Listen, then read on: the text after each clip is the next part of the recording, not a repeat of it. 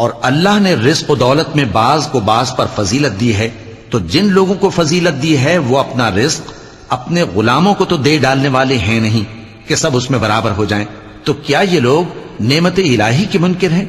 اور اللہ ہی نے تم میں سے تمہارے لیے بیویاں پیدا کی اور بیویوں سے تمہارے بیٹے اور پوتے پیدا کیے اور کھانے کو تمہیں پاکیزہ چیزیں دیں، تو کیا یہ لوگ باطل پر اعتقاد رکھتے اور اللہ کی نعمتوں سے انکار کرتے ہیں؟ اور اللہ کے سوا ایسوں کو پوجتے ہیں جو ان کو آسمانوں اور زمین میں روزی دینے کا ذرا بھی اختیار نہیں رکھتے اور نہ کسی اور طرح کا مقدور رکھتے ہیں۔